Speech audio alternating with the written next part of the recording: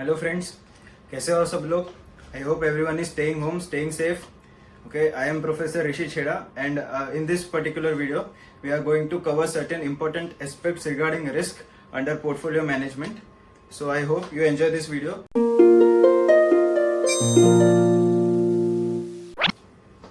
So first of all, before I start this particular session, I want you to understand the meaning of the term risk.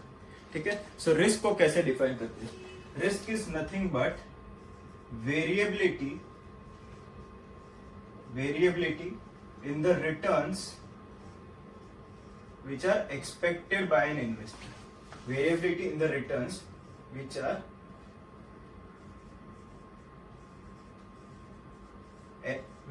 expected by an investor.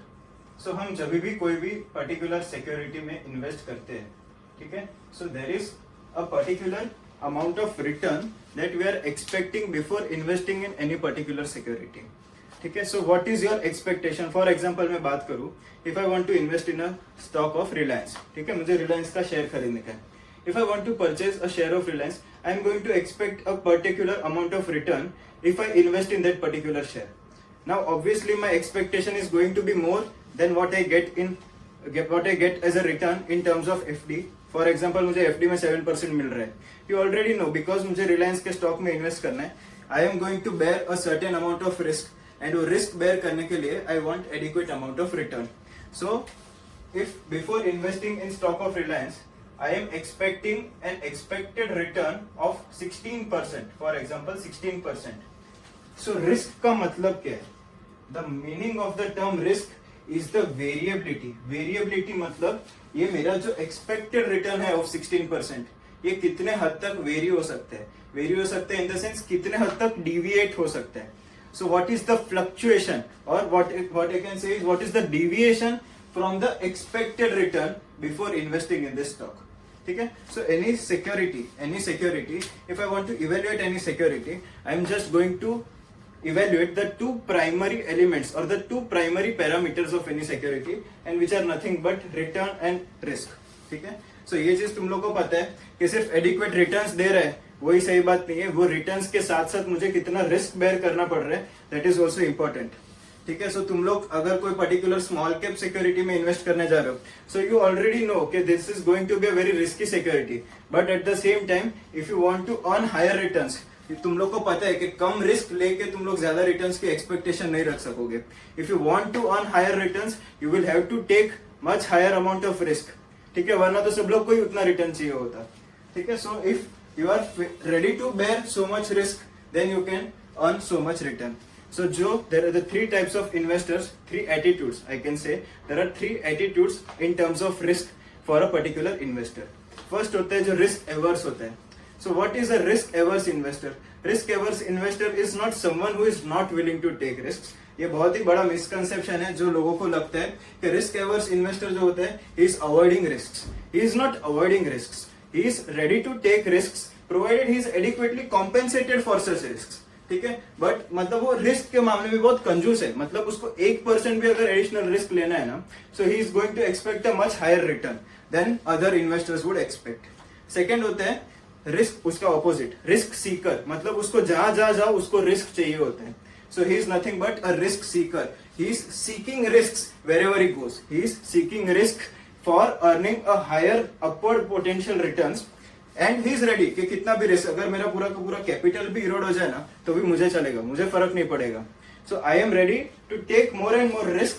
I am not care about the returns. वो होता है risk Sikar.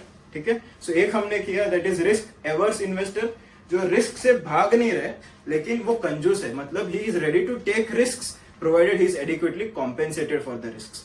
दूसरा था risk Sikar, जिसको ज्यादा से ज्यादा risk चाहिए. एंड थर्ड है रिस्क न्यूट्रल, मतलब ये दोनों के बीच का. मतलब he is indifferent between selecting two particular securities on the basis of risk. मतलब उसके लिए उसका रिटर्न, उसका एम सिर्फ एक ही है कि उसको रिटर्न क्या कमाने का है. उसको फर्क नहीं पड़ेगा कि ये पर्टिकुलर रिटर्न कमाने के लिए मुझे कितना रिस्क लेना पड़ रहा है. ठीक है, उसके दिमाग में एक ही चीज कॉमन है कि मुझे रिटर्न इतना कमाना है. ठीक है, so these are three types of risk attitudes from the point of view of an investor. ठीक है. सो रिस्क तुम लोग के I think risk management is an elective subject which is now being offered. Paper number 6 से वो काफी depth में ये सब्जेक्ट जाते हैं. उसका फर्स्ट चैप्टर तुम लोग रीड कर सकते हो for the purpose of gaining understanding कि रिस्क का मतलब क्या होता है, what are the various types of risk. ठीक है. So it will broaden your scope. तुम लोग को ज्यादा नॉलेज मिलेगा if you read just the first chapter. अगर तुम लोग ने वो इलेक्टिव ऑप्ट नहीं भी किया तो भी you can just go and read the first chapter of paper 6 से रिस्क मैनेजमेंट. ठीक है. आई थिंक तुम लोग के SFM के पेपर में भी chapter number 2 is risk management and which deals with a certain part of risk, जो अभी यहाँ पे नहीं कवर करेंगे. We are going to cover this particular portion only from the point of view of portfolio management. So portfolio management में जहां कहीं पर भी रिस्क आते हैं उतना पार्ट में यहाँ पर कवर करूंगा. ठीक है. सो रिस्क को मेजर कैसे करते हैं, अभी ये बात भी सही है. रिस्क को मेजर कैसे करते हैं, रिस्क को मेजर करना इज काफी subjective. To an extent it is subjective, but statistically we can measure risk based on various models. So तुम लोग को जो पोर्टफोलियो मैनेजमेंट में जो मेथड है that is nothing but standard deviation. So a measure of risk is standard deviation. Other measures which are there in syllabus but not there under portfolio management are value at risk, जिसको हम WAR बोलते हैं. दूसरा है expected shortfall. ठीक है. ये तीनों के अलावा भी there are other methods of measuring risk which are not there in your syllabus, जो काफी authors prescribe करते हैं and which are according to their perspective which are correct. ठीक है. सो तुम लोग को पूरे सिलेबस में these are the 3 particular measures of risk of which we are only going to focus on standard deviation. I hope everyone is clear. ठीक है. And I also presume कि तुम लोग को एक्सपेक्टेड रिटर्न कैसे कैलकुलेट करने का वो आता है. ठीक है. एक्सपेक्टेड रिटर्न कैसे कैलकुलेट करते हैं, expected return is nothing but weighted average return. Weighted average return यानी कि मेरे पास पिछले 5 सालों का, पिछले 3 साल का जो भी मुझे डेटा दिया गया है, फॉर एग्जाम्पल 2016, 2017, 18, 19, पिछले 4 साल का मुझे रिटर्न दिया गया है. So I am just going to take percentage return of each of the 4 years and उसको डिवाइड कर लूंगा 4 से, तो मुझे एक्सपेक्टेड रिटर्न मिल जाएगा. Another way is using futuristic approach. ये जो हम लोग ने किया that was using historical approach. If I am being futuristic, I am going to expect कि मुझे फ्यूचर में कितना रिटर्न मिलने वाला है. So I am going to assign probabilities like what are the chances. सो एक कैलकुलेशन करके देखते हैं. For example there are 3 market conditions कि कल उठ के the market conditions are good, normal और बैड. ठीक है. In good market conditions I am expecting a return of 18%. In normal market conditions I am expecting a return of 16%. And in bad market conditions I am expecting a return of 5%. ठीक है. ये मुझे returns दिया गया. अगर question में probabilities नहीं दिया गया है, मैं क्या करूंगा, इसका सिंपल एवरेज करूंगा. सिंपल एवरेज करने से मैं ये अज्यूम करता हूं कि there are equal chances of good market conditions, equal chances of normal market conditions and equal chances of bad market conditions. ठीक है. This is one of the case. अगर ये मान के चलते कि क्वेश्चन में मुझे ये तीनों की प्रोबेबिलिटीज दी हुई है, सो मैं क्या करेगा, मैं उसके प्रोबेबिलिटीज के साथ उसको मल्टीप्लाई करेगा and then I am going to arrive at expected rate. ठीक है. तो for the sake of simplicity मैं ये कैलकुलेशन में, ये सम में मैं ये तीनों का प्रोबेबिलिटीज इक्वल पकड़ के चलता हूँ कि इन्वेस्टर कंफ्यूज्ड है कि भाई गुड मार्केट कंडीशंस भी हो सकते हैं, नॉर्मल मार्केट कंडीशंस भी हो सकते हैं, बैड मार्केट कंडीशंस भी हो सकते हैं. ठीक है. Another case which you can assume कि भाई कोरोना बहुत फैल रहा है मार्केट में. कोरोना फैलने की वजह से रिटर्न्स गुड होने का चांसेस कितना है 0.1, नॉर्मल होने का चांसेस कितना है 0.2 एंड बैलेंस 0.7. ठीक है. Obviously the sum of the probabilities should be 1. ये 3 कंडीशन के अलावा there is no fourth possibility possible. ठीक है. So if there is no fourth possibility the sum of the probabilities should total up to 1. ठीक है. I hope everyone is clear. अगर मैंने ये प्रोबेबिलिटीज लेके कैलकुलेशन किया then my expected return will be यहाँ पे 18% इंटू 0.1, 1.8, 3.2 and 3.5, which is 8.5%. ठीक है. This return of 8.5% is nothing but expected return. Expected return मतलब इन्वेस्टर ऑन एन एवरेज इतना रिटर्न एक्सपेक्ट कर सकते हैं. इतना रिटर्न क्या कर सकते हैं? एक्सपेक्ट कर सकते हैं ये स्टॉक में इन्वेस्ट करने के पहले. आई एम नॉट सेइंग कि वो 8.5% अर्न करेगा. This is not the actual amount of return that he is going to earn. वो या तो 18% कमाएगा, या तो 16% कमाएगा, या तो 5% कमाएगा. बट अगर मुझे एक रिप्रेजेंटेटिव फिगर चाहिए, मुझे एक रिप्रेजेंटेटिव फिगर चाहिए which indicates all these three conditions, then I will say 8.5%. क्योंकि अगर कोई मुझे आके पूछेगा कि भाई तेरे को रिलायंस में क्या लग रहा है, क्या एक्सपेक्टेशन है तेरा, कितना परसेंट तुझे कमाने का है, सो मैं ये नहीं बोलूंगा कि अगर मार्केट कंडीशंस अच्छा होगा तो 18% मुझे कमाना है, अगर मार्केट कंडीशंस नॉर्मल होगा तो मुझे 16 कमाने का, अगर मार्केट कंडीशंस बैड होंगे तो मुझे 5% कमाने. एंड मैं उसको मेरा प्रोबेबिलिटीज क्यों बताऊं, ठीक है. वो मेरे साथ झगड़ने लगेगा कि भाई तुझे ऐसा लग रहा है कि 10% चांसेस है. So basically if I am expecting 8.5%, this is according to my calculations and this is according to my expectations. This is nothing but a representative figure of the earnings which I am expecting. ठीक है. सो हम लोग ने risk का meaning किया था. Risk is nothing but variability in the expected return. ठीक है. सो कितने से वेरी होएगा ये चलो देखते हैं. ठीक है. So if this is my return and this is my expected return. ठीक है. सो इफ सिचुएशन 1 अराइजेस, मतलब अगर मार्केट कंडीशंस अच्छे हुए, then what is the deviation or what is the fluctuation? 18 minus 8.5, 18 minus 8.5 will give me 9.5, 16 minus 8.5 will give me 7.5 and 5 minus 8.5 will give me minus 3.5. अभी तुम लोग अच्छे से देख सकते हो कि if bad conditions prevail, I am earning a return which is less than my expectations. My expectation was 8.5. I am only able to earn 5% return, which is a bad sign. ठीक है. इसके लिए आगे माइनस साइन आ गया. यहाँ पे दोनों में प्लस साइन है. Reason being I am earning more than my expectations. Now I want you to understand a very important characteristic of risk.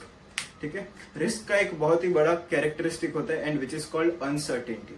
ठीक है. Risk can not exist without uncertainty. मतलब अगर अनसर्टेनिटी है तो ही रिस्क है. अगर uncertainty नहीं है, as soon as anything becomes certain, तो उसमें रिस्क ही क्या है ना. If anything becomes certain, then there is no risk attached to it. So similarly, अगर मैं यहाँ पे plus 9.5, plus 7.5, minus 3.5, if I attach signs to these deviations, see these are nothing but my deviations, or I can say these are my fluctuations. ठीक है. So ये सब मेरे fluctuations है. ये सब मेरे फ्लक्चुएशंस हैं. अगर गुड कंडीशंस प्रिवेल हुआ तो मेरे एक्सपेक्टेशन से एक्चुअल रिटर्न कितना फ्लक्चुएट हुआ, क्योंकि एक्चुअली में मुझे तो ये 18% मिल रहा है ना. So in that case I am going to deviate my returns by 9.5. So these are nothing but my deviations. But the problem with these deviations is that they have got signs. अभी since ये लोग के पास signs है and मुझे ये signs को eliminate करना है, I want to eliminate this signs. I am going to square these deviations. तो मेरे deviations को मैं square कर दूंगा. 9.5 को मैं square करूंगा, 7.5 को मैं square करूंगा, 3.5 को भी square करूंगा. So 9.5 को square करूंगा तो 9 10s are 90.2, 7 8s are 56.25, 3 4s are 12.25. ठीक है. Now what was the purpose that this particular squaring solved? इसने ये साइंस को एलिमिनेट कर दिया. ठीक है. अभी तुम्हें ये नंबर्स देख के तुझे ये नहीं समझेगा कि सिचुएशन कौन से में अच्छा है कौन से में बुरा है. So in what particular situation is my actual return exceeding the expected return, and in what particular situation my actual return is less than the expected return. Since I squared this deviations, मुझे उसको square root करना है, लेकिन ये particular deviations को मैंने probability assign ही नहीं किया अब तक.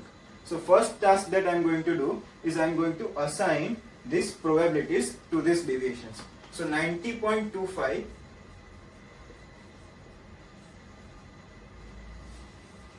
को मैं 0.1 से मल्टीप्लाई करूं तो 9.025, 56.25 को मैं अगर मल्टीप्लाई करूं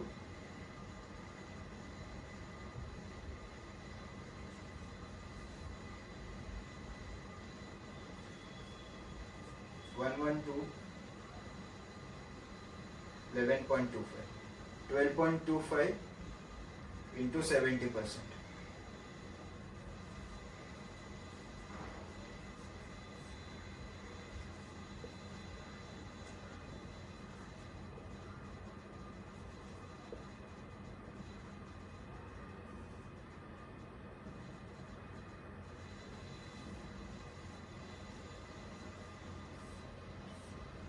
and once I total this up, ये जो मुझे फिगर मिलता है that is nothing but variance.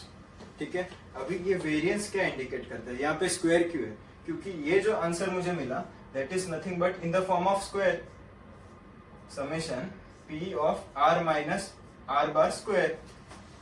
ठीक है, जैसे ही मैं इसको स्क्वायर रूट कर लेता हूँ, सिंस मैंने यहाँ पे स्क्वायर किया था मुझे इसको स्क्वायर रूट करना पड़ेगा, सो वेरिएंस का स्क्वायर रूट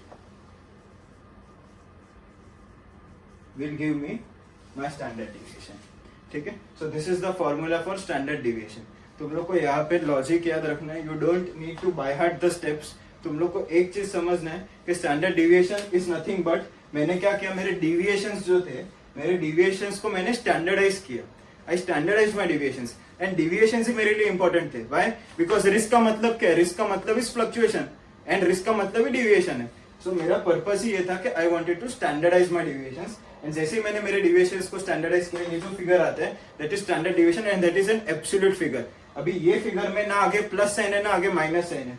ऑब्वियसली वेरिएंस का स्क्वायर रूट जब भी मैं करूंगा, this answer will be a positive square root. So standard deviation is nothing but positive square root of variance, but it is not attached with plus sign or minus sign. क्योंकि as soon as I attach a sign to this figure, it ceases to become risk. Why? Because if I attach a sign, I can denote the direction. And जैसे ही मुझे direction पता चला, it does not exist to become a risk. Risk exist करने के लिए मैंने पहले ही बोला था, what needs to exist? Uncertainty. So without uncertainty, you cannot determine risk. यहाँ पे रिस्क के लिए आगे साइन अटैच करना इज रॉन्ग, एंड इसके लिए हम लोग standard deviation will be positive square root of variance, but not with a plus sign और विथ अ माइनस साइन। ठीक है, it is a plain absolute number. ठीक है, so this is how we calculate standard deviation if probabilities are given. अगर यहाँ पे probabilities नहीं दी होती तो उसका फॉर्मूला